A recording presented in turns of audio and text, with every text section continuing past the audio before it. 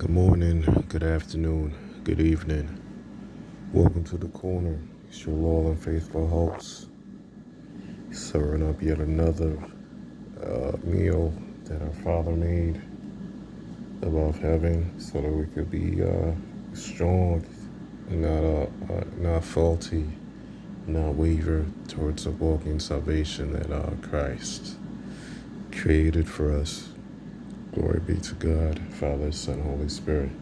Today's Sunday, July 24th, 2022. In today's edition, it's going to be one of those supersized shows in which I can easily see this being an hour long or close to it, if not over. What we got today is the three chapters as usual. I got Romans 12 and then John 12 and 14. So we got that going on for today. And then within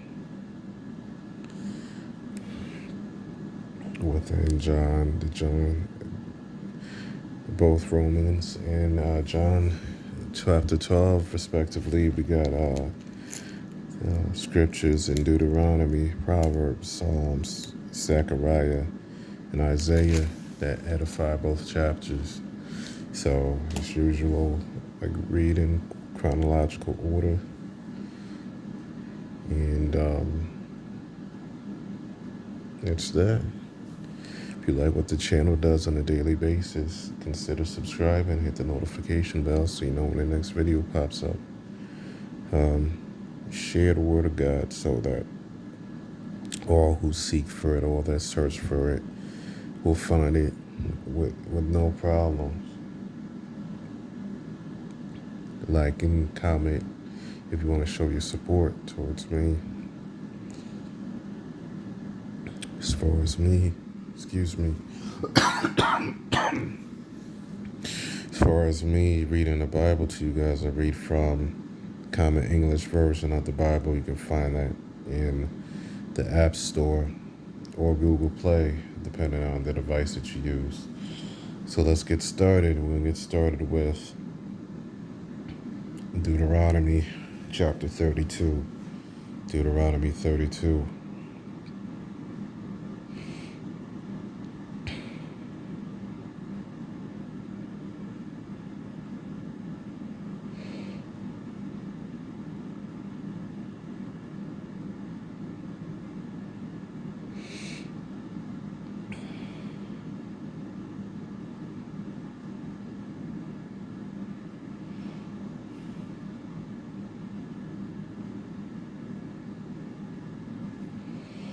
Okay. Heaven, pay attention and I will speak. Earth, listen to the words of my mouth. My teaching will fall like raindrops. My speech will settle like dew, like gentle rains on grass, like spring showers on all that is green, because I proclaim the Lord's name. Give praise to our God. The rock his acts are perfection, no doubt about it, all his ways are right. He is the faithful God, never deceiving, although righteous and true is he. But children who weren't his own sin against him with their defects. They are a twisted and perverse generation. Isn't this how you thank the Lord, you stupid, senseless people? Isn't he your Father, your Creator? Didn't he make you and establish you? Remember the days long past. Consider the years long gone.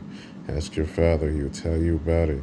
Ask your elders, they will give you details. They'll give you the details. When God Most High divided up the nations, when he divided up humankind, he decided the people's boundaries based on the number of gods. Surely the Lord's property was his people. Jacob was his part of the inheritance. God found Israel in a wild land, in a howling desert wasteland. He protected him, cared for him, watched over him with his very own eye, like an eagle protecting its nest, hovering over its young. God spread out his wings, took hold of Israel, carried him out on his back. The Lord alone led Israel, no foreign God assisted. God made Israel glide over the highlands. He fed him with food from the field, nursed him with honey from Boulder, with oil from a hard rock, curds from the herd, milk from the flock, along with the best of lambs, rams from Bashan, he goats too, along with the finest wheat, and for drink, wine from the juiciest grapes. Jacob ate until he was stuffed.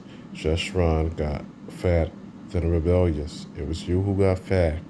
It was you who got fat, thick, stubborn. Jeshurun gave up on the God who made him, thought the rock of his salvation was worthless. They made God jealous with strange gods, aggravated him with detestable things. They sacrificed to demons, not to God, to deities of which they had no knowledge, new gods only recently on the scene, ones about which your ancestors had never heard. You deserted the rock that sired you. You forgot the God who gave birth to you. The Lord saw this and rejected out of aggravation his sons and his daughters. He said, I will hide my face from them. I will see what comes of them because they are a confused generation. They are children lacking loyalty. They provoked me with no gods, aggravated me with their pieces of junk. So I'm going to provoke them with no people, aggravate them with a nation of fools. A fire burns in me. It will blaze to the depths of the grave. It will destroy the land and its crops. It will blacken the base of the mountains. I throw on them disaster after disaster. I'll destroy them with my arrows, devastating hunger, consuming plague, bitter sickness. I'll send animal fangs after them, venom from dust crawlers too. Outside in the streets, the sword will bereave. Inside in the safest room, there will be terror for young men and women, nursing a baby and senior citizen. I thought about it. I could have struck them down, erased them from human memory, but their enemies' rage concerned me. Their opponents might misunderstand. They might say our strong hand, not the Lord's, did all this because they are not a thoughtful nation. They lack any insight. If they had any wisdom, they would understand this. They would discern what will become of them. But could one person chase off 1,000 in battle? How could two people make 10,000 flee for their lives? Only because the rock sold them off, and only because the Lord handed them over. But no, their rocks can't compare to our rock. Our enemies are completely stupid. Their roots run straight from Sodom, from the fields of Gomorrah. The grapes are pure poison. Their grape clusters, nothing but bitter. The wine is snake poison, venom from a cruel cobra. Don't I have this stored up, sealed in my vaults? Revenge is my domain, so is punishment inclined. And the exact moment their steps slip up, because their destruction, the day of their destruction is just around the corner.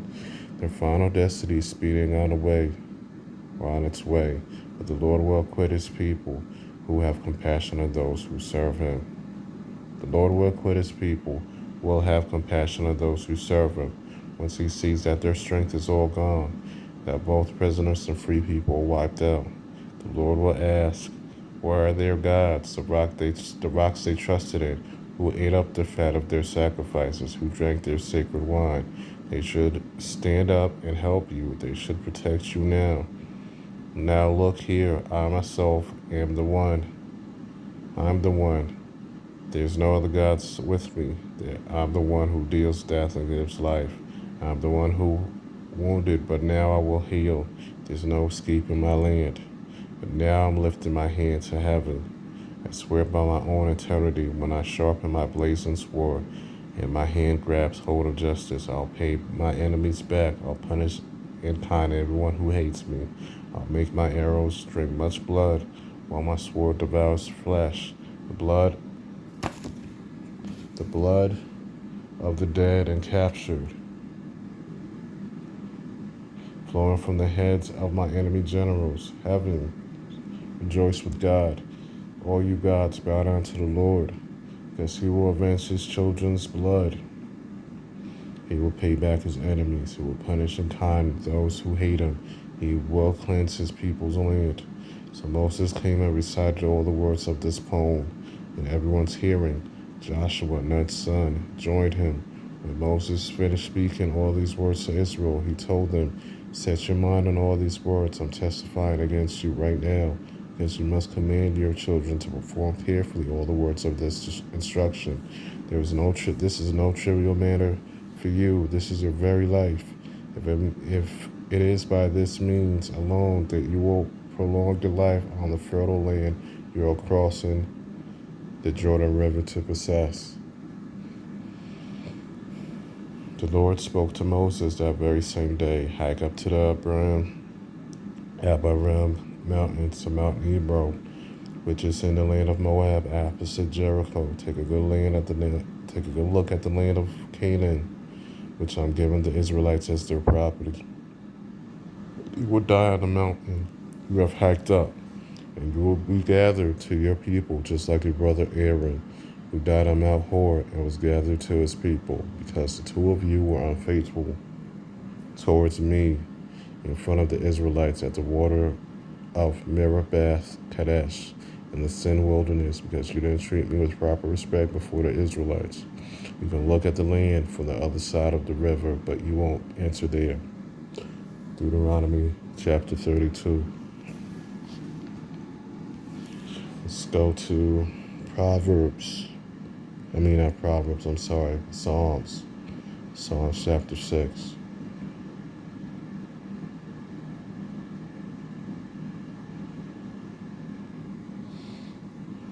Okay. Please, Lord, don't punish me when you are angry. Don't discipline me when you are furious. Have mercy on me, Lord, because I'm frail. Heal me, Lord, because my bones are shaken in terror. My whole body is completely terrified. But you, Lord, how long will it last? Come back to me, Lord. Deliver me. Save me for the sake of your faithful love. No one is going to praise you when they are dead. Who gives you thanks from the grave? Worn out from groaning, every night I drench my bed with tears. I soak my couch all the way through. My vision falls because of my grief. It's weak because of all of my distress. Get away from me, all you evildoers, because the Lord has heard me crying. The Lord has listened to my request. The Lord accepts my prayer. All my enemies will be ashamed and completely terrified. They will be defeated and ashamed instantly. Psalms 6. Let's go to Psalms 118. Psalms 118.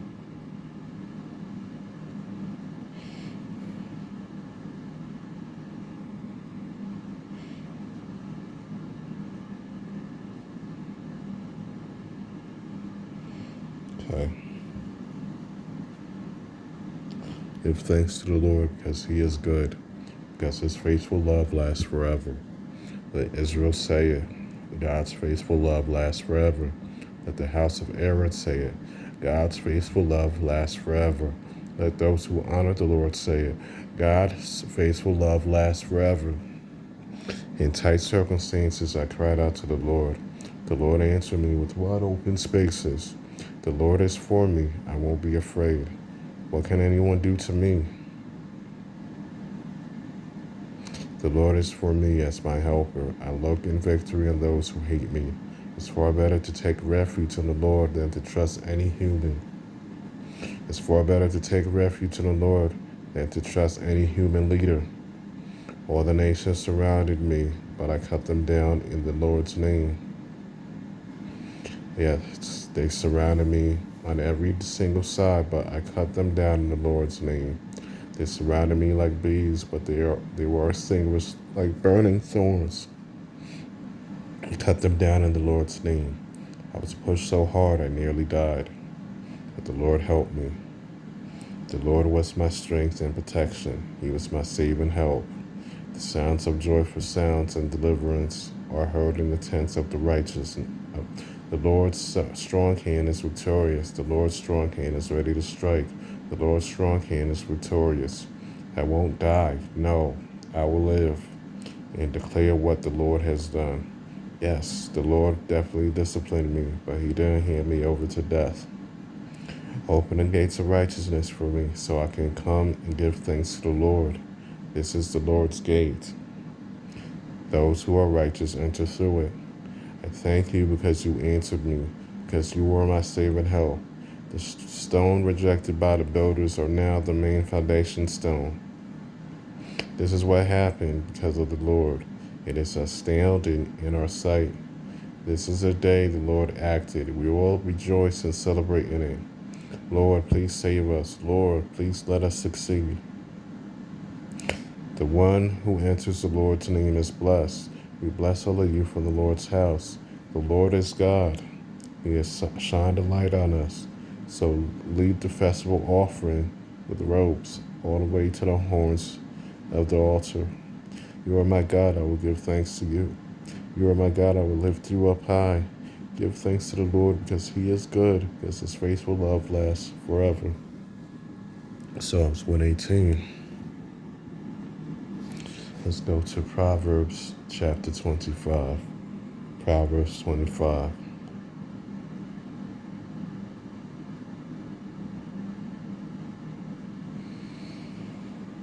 These are also Proverbs of Solomon, copied by the men of Hezekiah, king of Judah. It is the glory of God to hide something, and the glory of kings to discover something. Like the high heavens and the depths of the earth, so the mind of a king is unsearchable. We remove the dross from the silver, and a vessel will come out for the refiner. Remove the wicked from the king's presence, and his throne will be established in righteousness. Don't exalt yourself in the presence of the king or stand in the place of important people, as it is better that he say to you, come up here, than to be demoted before a ruler. What your eyes see, don't be quick to quarrel over. Which will you do in the future when your neighbor shames you? Argue it out with your neighbor and don't give away someone's secret. Otherwise, the one who hears it will vilify you. The slander against you will never stop. Words spoken at the right time are like gold apples in a silver setting. Wise correction to an ear that listens is like a gold earring or jewelry of fine gold. Like the coolness of snow on a harvest day are reliable messengers to those who sent them, or who send them. They restore the life of their master. People who brag about a gift never given are like clouds of wind that produce no rain. A commander can be persuaded with patience, and a tender tongue can break a bone. If you find honey, eat just the right amount, otherwise you'll get full and vomited up. Don't spend too much time in your neighbor's house, otherwise they'll get fed up with you and hate you. People who testify falsely against their neighbors are like a clubbed sword and a sharpened arrow. Trusting a treacherous person at a difficult time is like having a bad tooth or a wobbly foot. Singing a song to a troubled heart is like taking off a garment on a cold day or putting vinegar on a wound.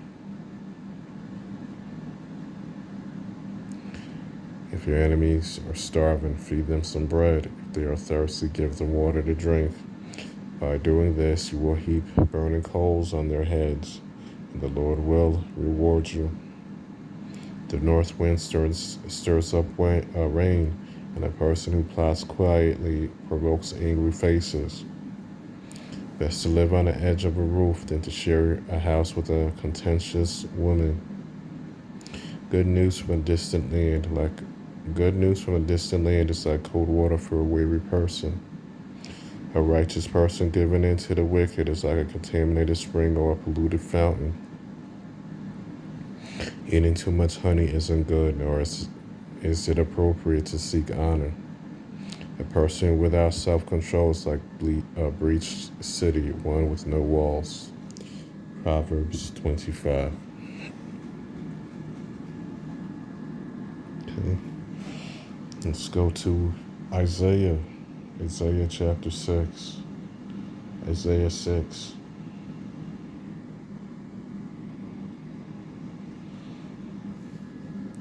In the year of King Uzziah's death, I saw the Lord sitting on a high and exalted throne, the edges of his robe filling the temple. Winged creatures were stationed around him.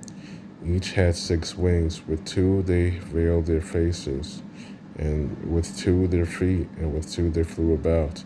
They shouted to each other, saying, Holy, holy, holy is the Lord of heavenly forces. All the earth is filled with God's glory. The door frame shook at the sound of their shouting, and the house was filled with smoke. I said, Mourn for me, I am ruined. I'm a man with unclean lips, and I live among a people with unclean lips. Yet I have seen the King, the Lord of heavenly forces. Then one of the winged creatures flew to me, holding a glowing coal that he had taken from the altar with tongues.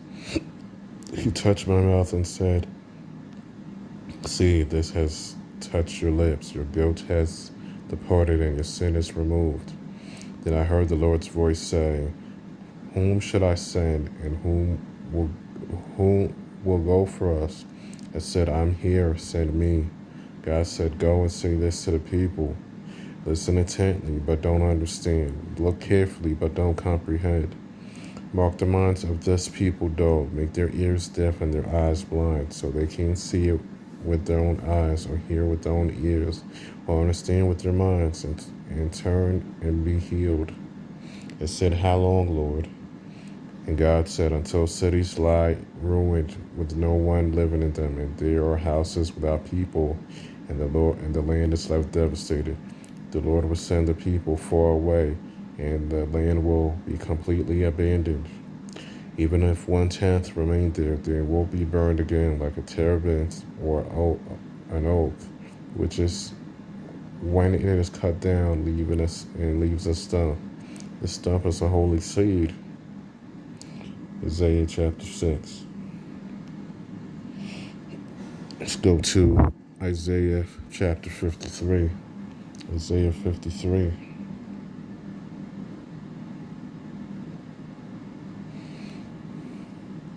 Who can believe what we have heard? And for whose sake has the Lord's arm been revealed? He grew up like a young plant before us, like a root from dry ground.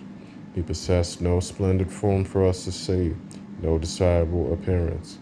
He was despised and avoided by others, a man who suffered, who knew sickness well, like someone from whom people hid their faces. He was despised, and we didn't think about him. It was certainly our sickness that he carried, and our sufferings that he bore. But we thought him afflicted, struck down by God, and tormented. He was pierced because of our rebellions, and crushed because of our crimes. He bore the punishment that made us whole. By his wounds we are healed. Like sheep we had all wandered away, each going his own way, but the Lord let fall on him all our crimes. He was oppressed and tormented, but he didn't open his mouth. Like a lamb being brought to slaughter, like an ewe silent before her shearers, he didn't open his mouth. Due to an unjust ruling, he was taken away, and his fate, who will think about it? He was eliminated from the land of the living, struck dead because of my people's rebellion. His grave was among the wicked, his tomb with evildoers, though he had done no violence and had spoken nothing false. But the Lord wanted to crush him and to make him suffer. If his life is offered as restitution, he will see his offspring, and he will enjoy long life. The Lord's plan will come to fruition through him. After his deep anguish, he will see light, and he will be satisfied. Through his knowledge, the righteous one, my servant, will make many righteous and will bear their guilt. Therefore, I will give him a share with the great, and he will divide the spoil with the strong, in return for exposing his life to death and being numbered with rebels. Though he carried the sin of many, and pleaded on behalf of those who rebelled. Isaiah chapter 3. Let's see, can I do Zechariah 9 real quick? Or should I hold off?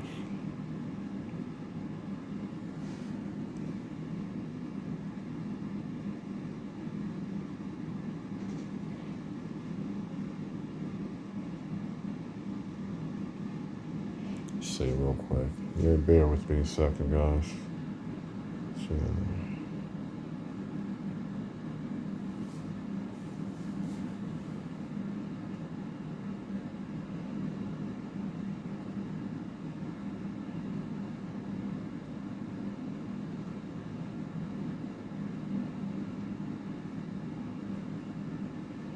Okay.